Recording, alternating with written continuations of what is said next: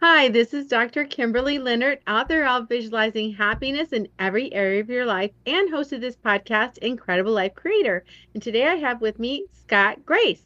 Hey, Scott. Hi! Glad I, to be with you. yeah, I'm so excited to have you. And for everyone to know, Scott Grace is a songwriter, a stand-up comedian, an author, and a life coach who lives in Mexico. Don't we all want to be there?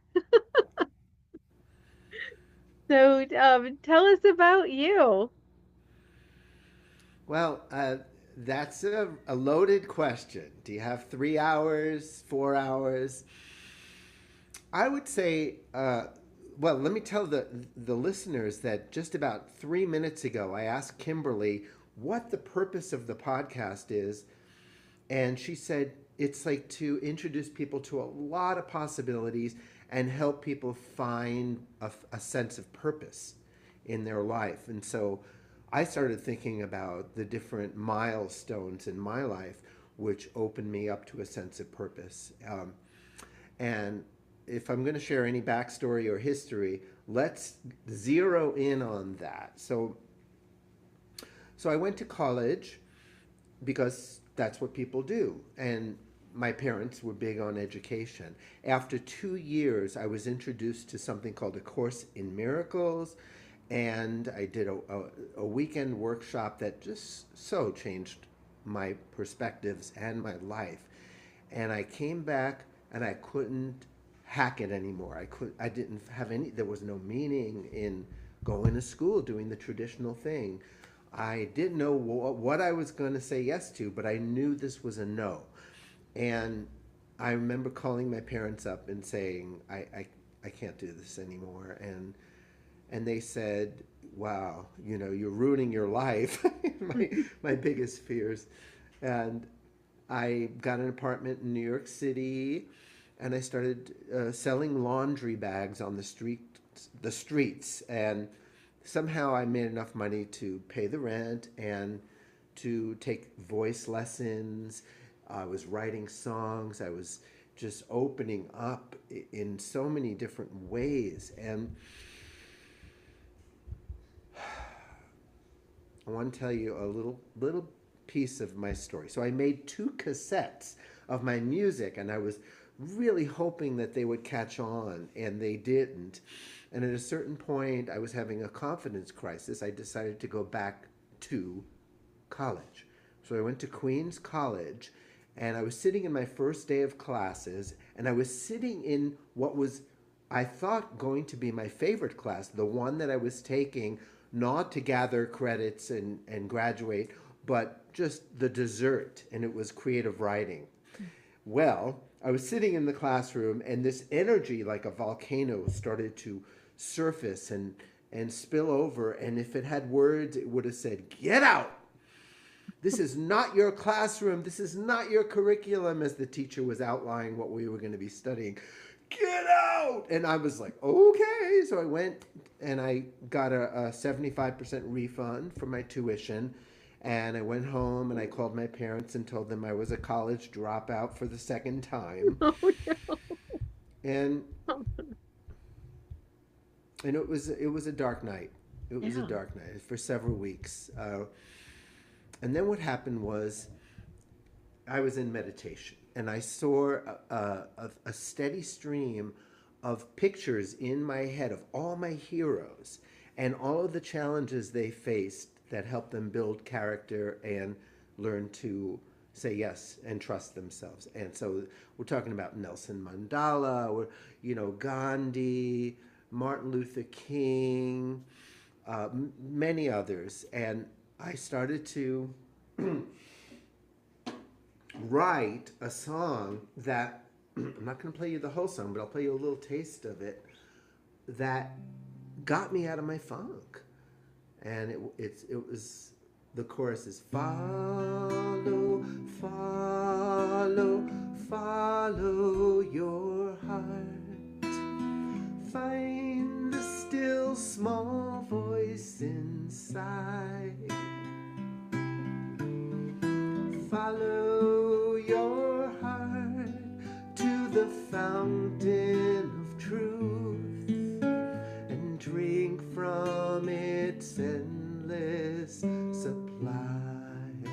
And here's one of the verses. Well, there's many a lawyer who'd rather be dancing, and some dancers who'd like to try law. Just follow your heart to the fountain of truth and see what your life has in store. So somehow songs come to me, usually they're medicinal, they're healing for me, and the fact that they help others is icing on the cake. But that song got me out of bed, got me out of my funk, and very soon after that, a friend of mine called and said, Scott, I'm taking you to Omega Institute for the weekend, and we're going to have some fun. You're going to get out of your funk. He knew I was down and out.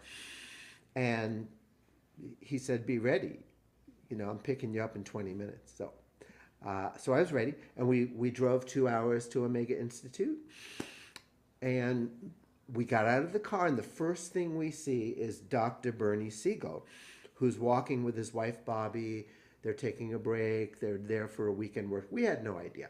But my friend happened to be a doctor who trained with Bernie Siegel, so we knew him. And he said, Scott, get your guitar. You're going to serenade Bernie.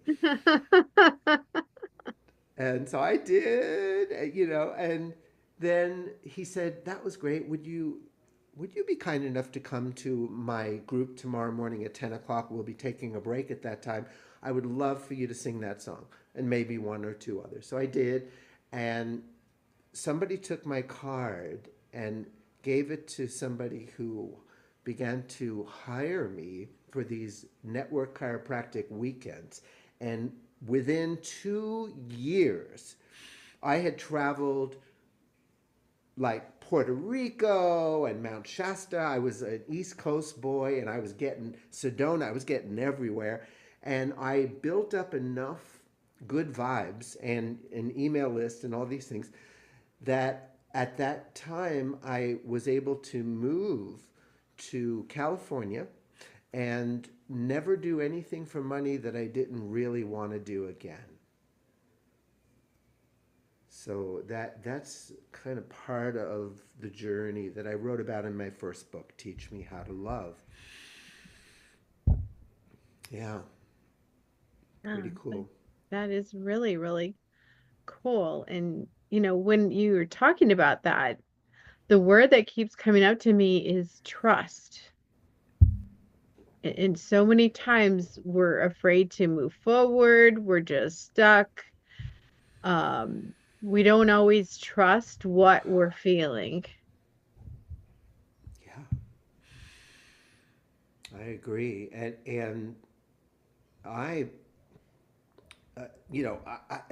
some people get this mad idea about trust that you have to be free of fear before you can make choices like that. And it's not true at all. You can hold trust in one hand and freak out in the other hand and just keep moving forward. And just if you trust 51% and freak out 49%, you'll be okay. I love that.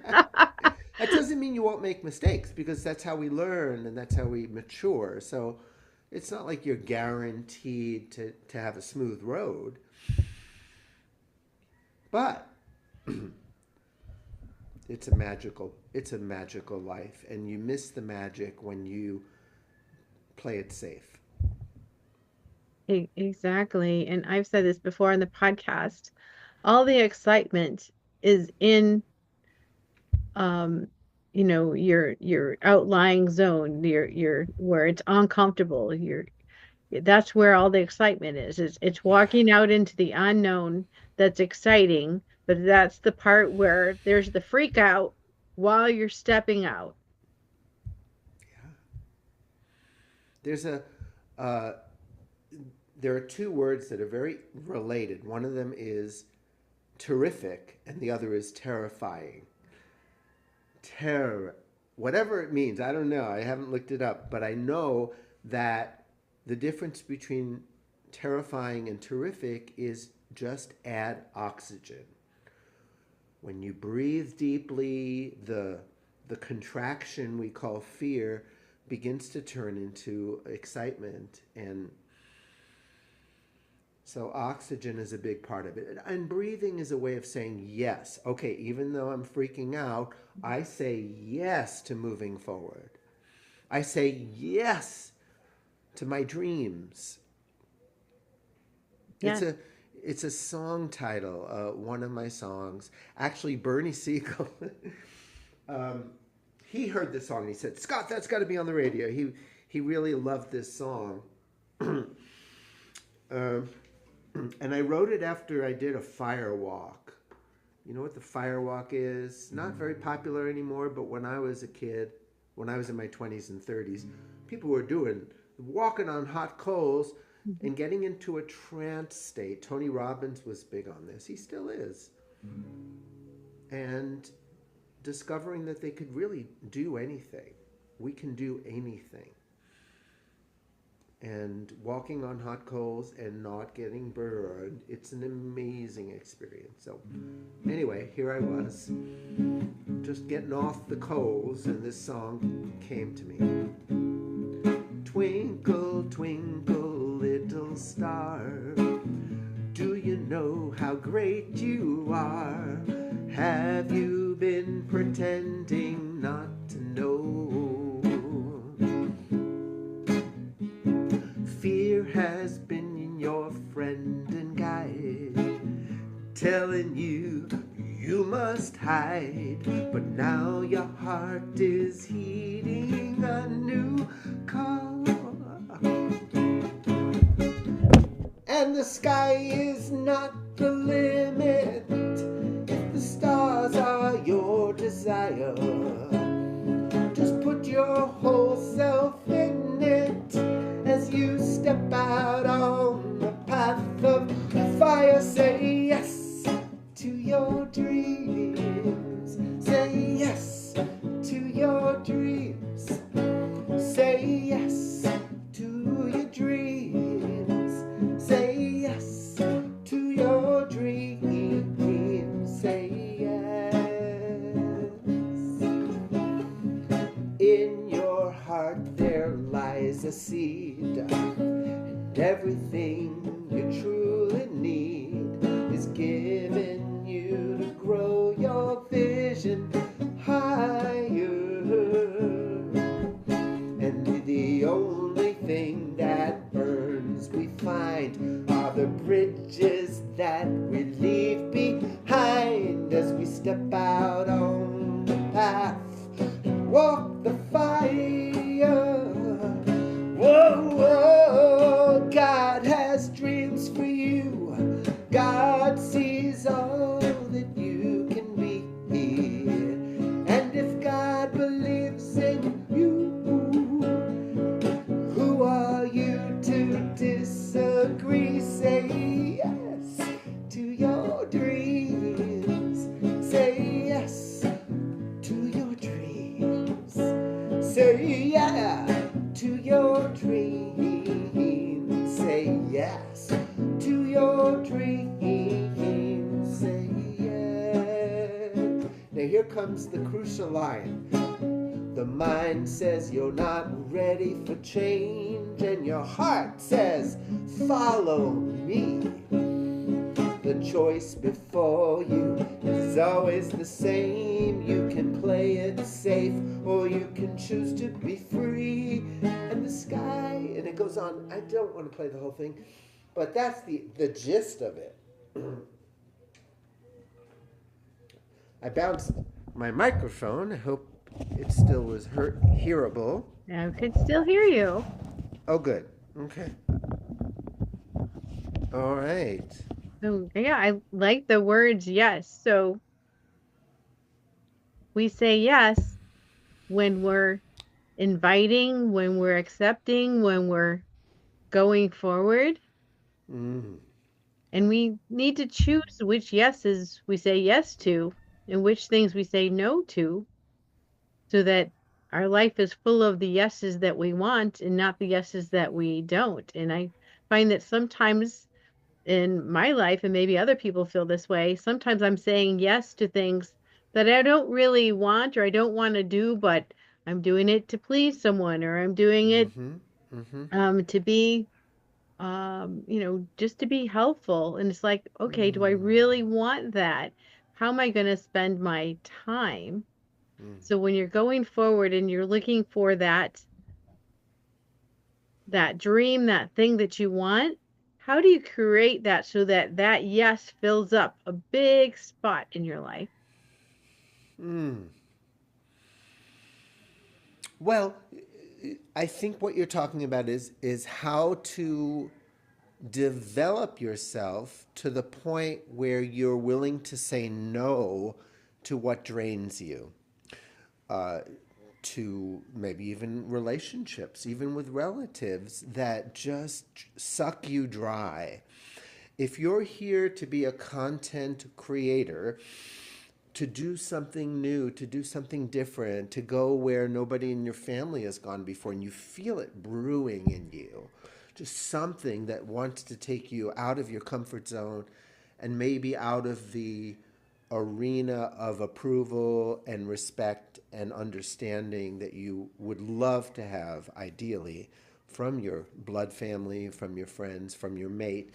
What if something is calling you that takes you out of the zone of safety around that before, well, yeah, maybe before saying yes to that, you need to be able to say no to whoever or whatever is draining your energy and to recognize that you're worthy of an amazing life. I love that. I love Yeah. that. So I'm noticing on your t-shirt that's your new book, Mindful Masculinity. And when I looked at your website, you have several other books and they all look kind of like more brighter, fun colors, like they Yeah. have a totally different vibe. And then there's this very peaceful, serene cover to your new book. So tell me a little bit about your journey. Like, you know, you don't have to tell me about each book, but like kind of how you started out writing, what you were writing, and then how you came to what you're writing now, which at least from the cover looks a little different. Mm-hmm. It is. First cover created by AI instead of a human artist. Well, I was I was just not just, but I was focusing my creativity on singing, songwriting, leading workshops on these things, and I was I saw a channel on Maui, and the entity that came through, her name was Mary, and she was just downloading so much about myself that I was fascinated. And one of the things she said, kind of matter of fact, of course, you should start writing your book. Yeah, it's time. And I never even thought of writing a book before. So the way she was saying it so nonchalantly, it really was interesting. And I went home and started thinking about, well, if I did write a book, what would I write about? Well, she had given me a clue. She said, Adventures of a Modern Day Troubadour. And I thought, I am. I'm a modern day troubadour. I travel all around the world and I share good news and raise consciousness as a troubadour. And that there's something worth writing about. So it actually took me 15 years from that session on Maui to when I published the book. And a big chunk of it was written in like a year or two. And then I came to a standstill. And I got my friend Alan Cohn, who's somewhat of a spiritual celebrity, and I used to live with him in New Jersey, to write the foreword because I thought I was pretty much done with it. And So he wrote it forward. It was magnificent, moving forward. And it mentioned this chapter about this major healing I had with my mother. And it was like a little over the top. Like, wait a second, that chapter wasn't that moving. And I actually don't have a really good relationship with my mother, and there's a lot of work to do. So I actually couldn't finish the book because there was this major healing that needed to happen between me and my mother for me to be able to stand behind Alan Cohn's words. So years went by before I felt like I had that healing with my mom, and I was able to write about it. And and the other thing that happened was the book was sort of half memoir and half like self help. And I sent it to an author friend of mine, Paul Farini, the manuscript, and he was kind enough to read it and to be very honest with me. And he said, you know, you won my heart when you write about yourself, and you lost me with all the self help stuff. You got to choose. And people learn best from a good story. So we vote for the story of your life. And I was like, well, I'm too young to write a memoir. So it's my memoir part one. So I trimmed out all the excess stuff and I added more to the memoir aspect of it. It's called Teach Me How to Love. And then I wrote several books. One was poetry called Oh, the Places Your Ego Will Go, where I assume the posture of Dr. Seuss for adults and be really honored to share with you some of that, some of it that ended up in the Mindful Masculinity book. I also wrote a book called How to Evolve During the Trump Experience, Whether Humanity Joins You or Not. And that was written in his first presidency, but it's very appropriate now. And then this new book. And mindful masculinity was not something I anticipated I would ever write about. But I needed some extra money during COVID. So I got a part time job working for a friend of mine who runs a company called Man Cave America. And he read one of my previous books and said, wow, Scott, you're a really good writer. I want you to write some essays about masculinity. Here are some topics that have always confused me. And from those essays, it became obvious that I have a lot to say about this, and there is a book. And Henry, my boss, ended up publishing Mindful Masculinity, a book for men and the women who love them. Mhm. So that's my author journey. Yeah, I would love to hear some of your I'm going to call it Dr. Seuss, Yeah, Dr. Seuss poetry. yeah. Like from the Mindful Masculinity book, I ended up writing a lot about the inner critic because number one, it's an issue for me and for many people I know, and number two, it the way I was writing the book, I was seeing the inner critic as the wounded masculine side of both of us, men and women. It is the side of us that says, you are not lovable and you are not worthy until you shape up, until you get better, until you produce, until you make a certain amount of money, get a certain relation. You are not enough.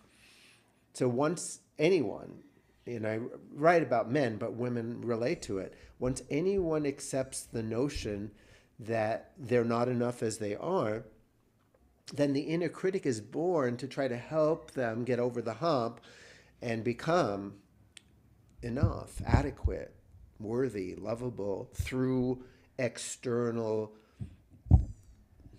success. So the critic, I call it the critic. You know, there's um, it's exposed in the buff through this poem.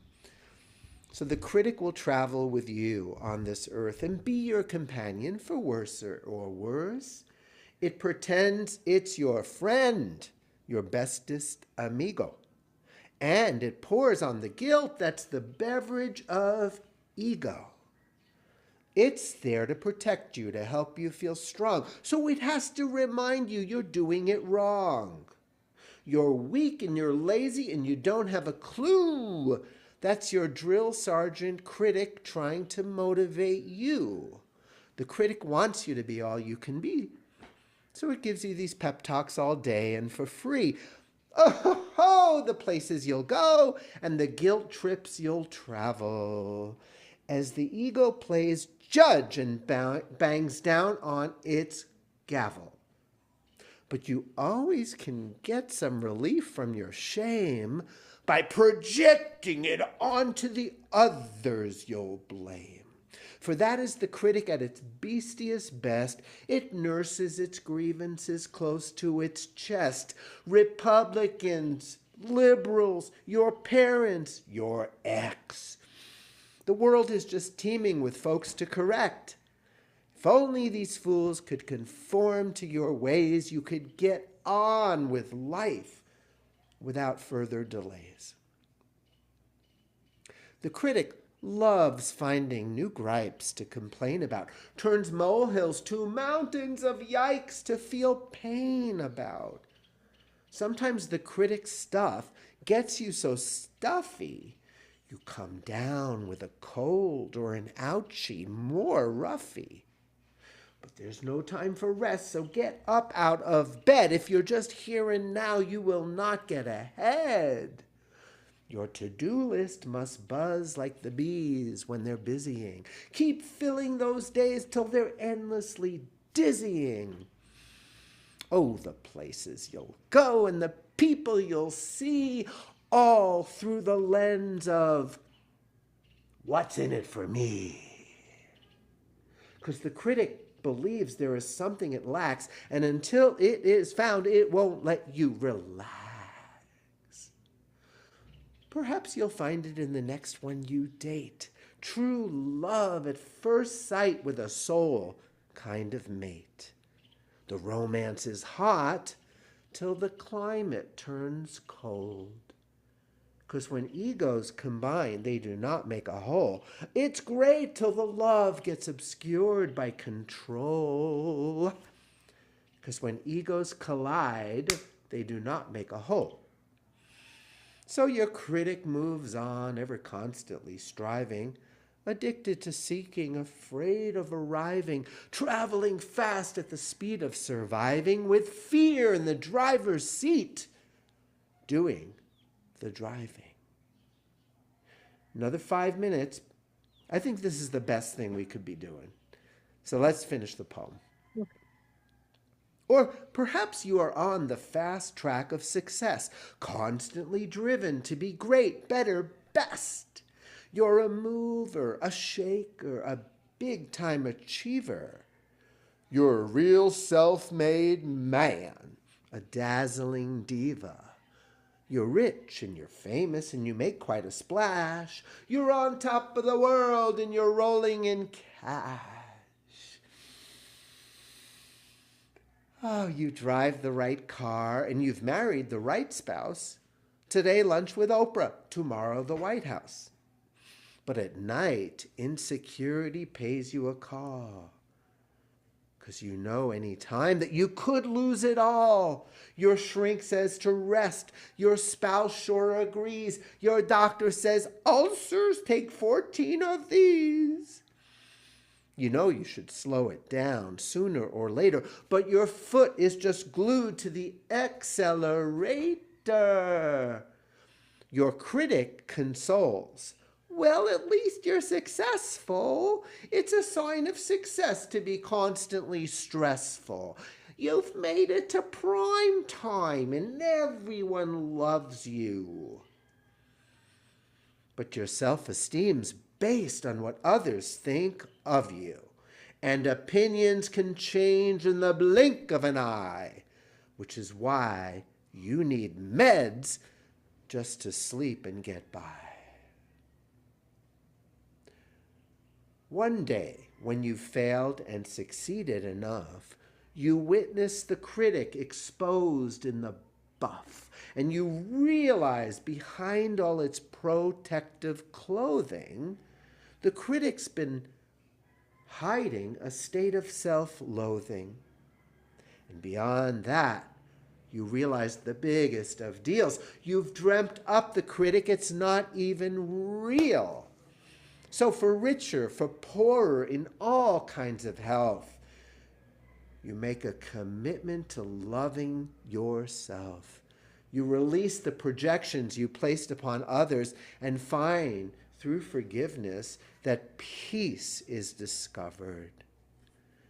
You realize the love that you searched for outside you is what you are made of and can't be denied you. So you let go your potions, your plans, and your pills. Put some logs on the fire and learn how to chill. Your old superstitions have gone up in smoke, like you can't rest in peace until after you croak. You no longer fear death, or for that matter, life, because you know that all matters are safe and all right. While resting in peace, you will be inspired to go out in the world with some new found desires. Desires that spring from your heart and your soul, and wherever they take you, you're going there whole. Because the critic is now in the passenger seat. It lets down the window and takes in the treats. You're not in a hurry. You're going there slow. Because the journey's as rich as the places you'll go. Where you are going, you don't need to know. Because the journey's as rich as the places you'll go.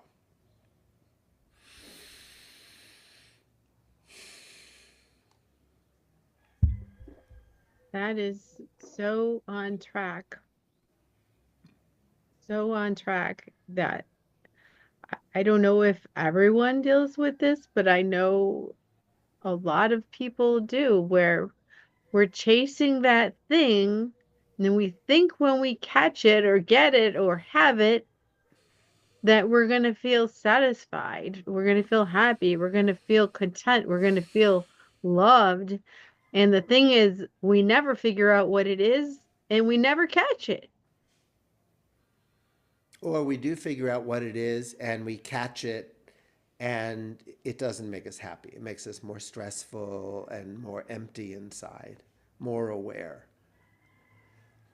That chasing it from the outside in is just not going to happen. So we need to try. You know, as Jim Carrey, he loves to say this. He wishes everyone can be famous and be a multimillionaire so that they can get it out of their system and realize that it has nothing to do with happiness. Mm-hmm.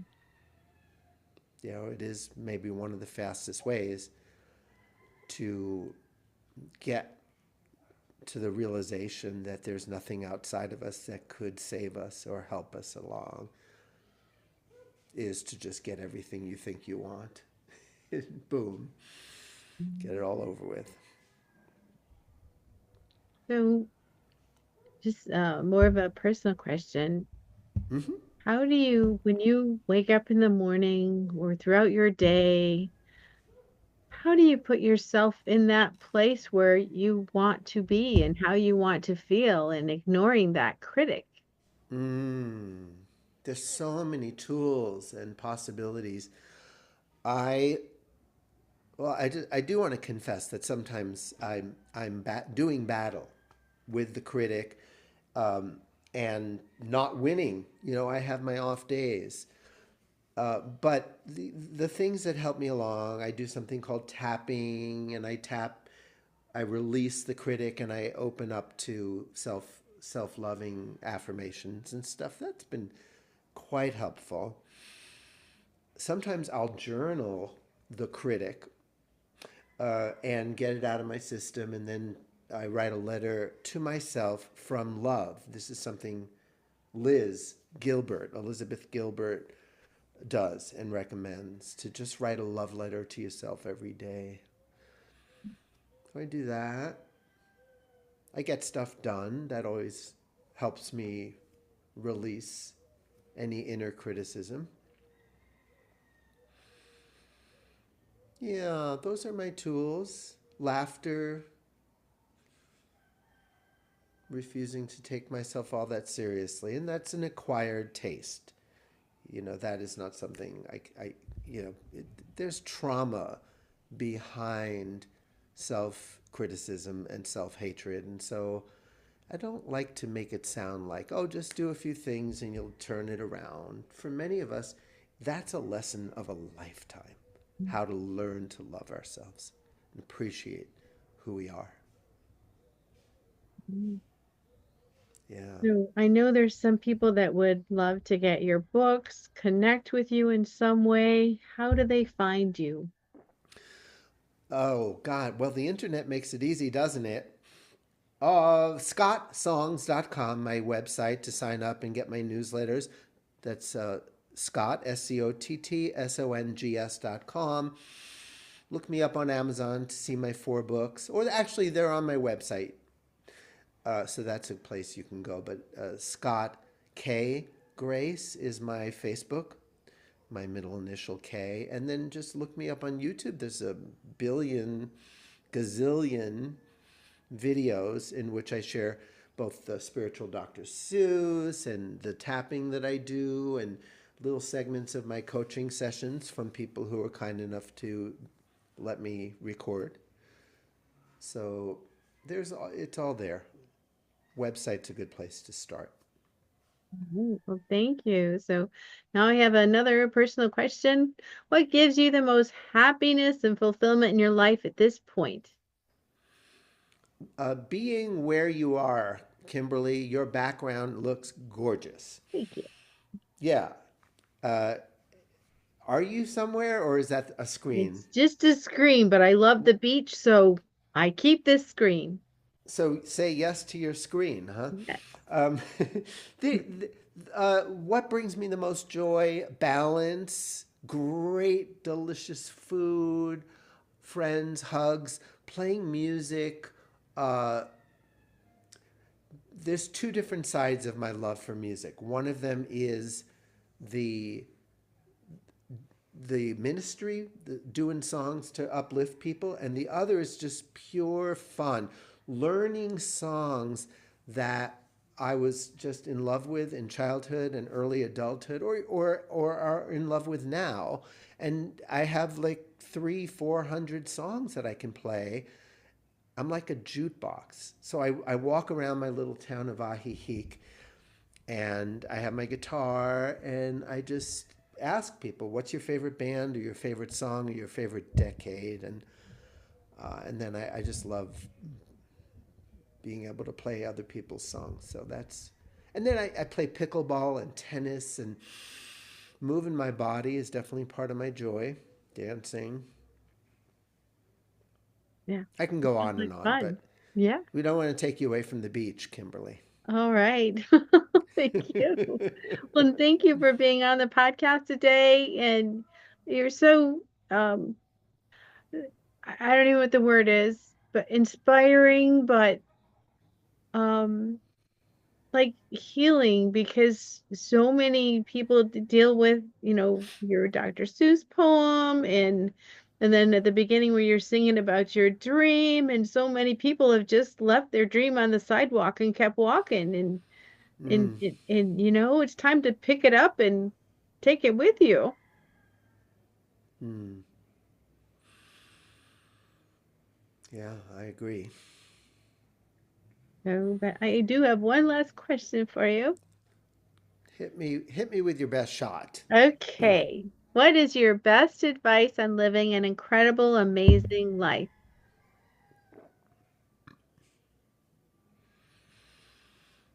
I would say uh, admit fear, face fear, walk through fear, get help. Don't try to do it alone. Forgive yourself because you're going to make lots of mistakes, including freezing up and not moving. there'll be times on the path. You can't say yes, yes, yes, yes, yes all the time and spend your whole life out of your comfort zone. That would freak your nervous system out, and it's not a balanced life. So the times where you say no to your dreams, they have purpose as well. They give you a break from facing your fear, and you'll need those breaks. Can't do it wrong. That's it. You'll Right. learn from every choice. It'll all bless you and the people you love. Well, thank you so much, Scott. Hmm. I'll see you on the beach, Kimberly. All right. We'll talk to you again soon. Absolutely. Invite me back anytime.